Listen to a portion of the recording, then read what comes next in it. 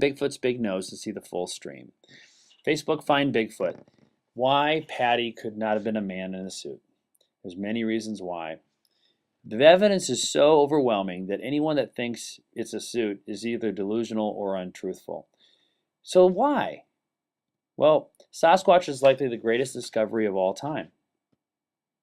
A single film cannot just prove that. It needs an even better explanation. We'll get to that soon enough. But today, let's just look at the Patterson-Gillen film. The study of the PG film is important because we can identify scores of real Bigfoot videos through the study of Patty's morphology. Here are the top 10 reasons why it's not a suit. Okay, number 1, the hooded nose. Okay, it's likely developed through swimming adaptation, chasing game across rivers, or diving for aquatic life. It probably between 2 and 8 million years ago. Well, all ape costumes in the 1960s and 70s had these gorilla noses. See, water would flow right into them. It doesn't work. But if you look at Patty here, you'll see Patty has a hooded nose, as well as the 40,000 other accounts, or maybe the 5,000 that are close enough to see the nose. See the human on the left there? It's a hooded nose. See, Planet of the Apes, not a hooded nose. Okay, so how would they have known that? Number 2, white pads in the bottom of the feet. They lift, they twist, the knees knock. It's seen in 12 of the 61 films, okay, especially the Georgia film, where it has to lift, twist, and then turn to kind of get out of the way and knock knees so they have an inline step. Next, the body fat. It moves around the bones, the connective tissue. It's compressed by the skin. It's not simple. So if you watch step after step, you'll see, look at the little love handles there moving up and down. I mean, that's not simple stuff. I mean, that's connecting to you have to make the fat connect in between. You have to have different layers. That is just not easy stuff to do. I mean, look at, for example, in Planet of the Apes, they couldn't do it. And look at Robert Morris. Look at how pathetic that suit is. I mean, it's a joke. Okay, now let's look at the glistens and the dark spots. They're correct for the skin and what's below the there. You see, there's the different things for the shoulders and the width. It's the same thing. It's not a suit. And if you were to look at gorillas, 125,000 gorillas were found. If you look at this, you have a little auburn tint there. Just a little bit of auburn tint. Some people have red hair. Humans have red hair. There's a little auburn tint. If you look at the colorized version, just a slight auburn tint to the hair. And that's kind of cool. It's just, that's not very easy. There's a myriad of colors there. There's brown, there's black. The fold under the arm. Now this is really cool stuff. Okay, there's a little fold right there, and it's a human-like fold. See the two ladies down below? It's the same thing. You'll see a ligament that goes across, and you'll see this concave indented area below the deltoid muscle on the body. Well, let's just talk about that a little bit. It's not that simple to actually make. Okay, if you have material inside, it's going to expand outward at the same way. Okay, but how real anatomy doesn't work that way. See the magenta little arrow on the bottom? This is a cross section of what a real arm is. So let me read this. This contour can't be replicated by simply putting padding under a fur arm sleeve. It would need to be shaped specifically to this concave pattern, and then the fur cloth would need to be tailored to the exact contour to produce this result.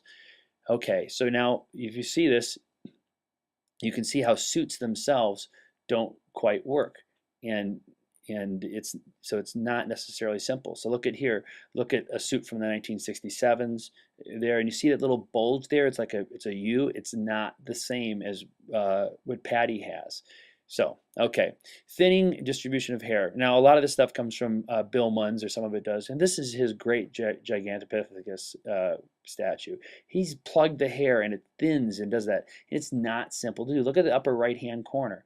You have to, some have to go one direction, some have to go the other direction. It's very difficult, but in humans or in apes or in Sasquatch, it's very simple. You'll see the blotchiness, and there's a different patterning. And that's how an expert costume maker or an expert person could actually make it. Now, if a person, you'd have to have a chest plate because the breasts would have to hold onto the chest plates. Well, you'd see that there'd be different patterning in the shoulders, and Munns has already done that. Okay, arm length. Now, this is a no-brainer. We've already done this in the Muskie versus Allen. Look at the dude on the left, and look how long the arm is on the right. They're not even close to being long enough. You need those long arms so you can run along, in quadrupedal motion. If you here look at Australopithecus, there's a tree climber, and you look at Homo erectus, see the difference? The arm length is remarkable. You add it all together, it's even more incredible. Okay, the IT band rupture. Well, we focused on this a couple times before, but it's pretty cool.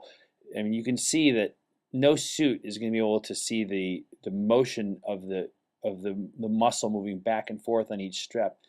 You can see the shoulders, everything. Now the breasts, not to be like a perv, but these are really well formed. I mean, 5 years went by and millions of people saw this before they saw it. Now look at the way they're formed. That's exactly how a breast should be. You can even see where the nipples are. You can see that they're held in a certain way. And that's because they have a Cooper's ligament that runs down the front. You'll see that same Cooper's ligament, and that's what holds it there. To build that, you can't just put a suit together like this. It doesn't have Cooper's ligaments. It doesn't have internal mechanisms. That's a laugh. Okay, number 10. Listen to this expert from 1967. He even at this point thinks that Patty is a he. And that's what's incredible, is that he thinks it's not possible. As a result, the footage was submitted to experts in various fields. Among them was Janis Prohaska. Active in the motion picture industry since 1939 as an impersonator of animals of the ape family, Mr. Prohaska was convinced that Roger Patterson had filmed a living, wild creature.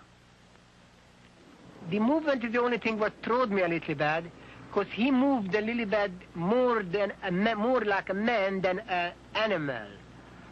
Because you could see all the muscles on the body and the whole movement. It didn't move like a costume at all. And the size of it was enormous big size, so I don't know if they find a big man like that.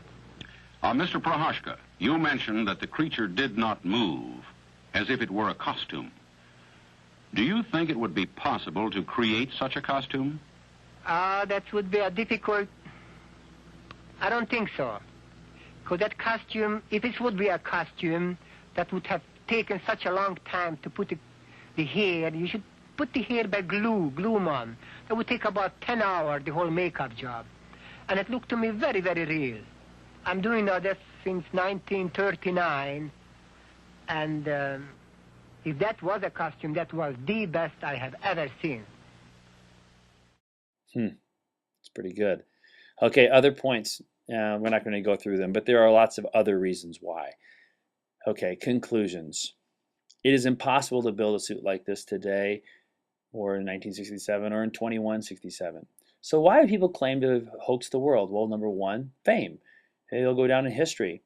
How many people get to do that? Number two, revenge. Bob H. was envious of Patterson. He may have been financially screwed. Financial reward. Greg Long wrote a book. Number four, they're supporting an agenda, maybe like a certain type of creationism where evolution is a problem.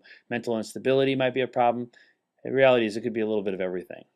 Okay, it is absolutely certain that Sasquatch exist. It is now a matter of figuring out how they do it. Dedicated to the genius of Bill Munns.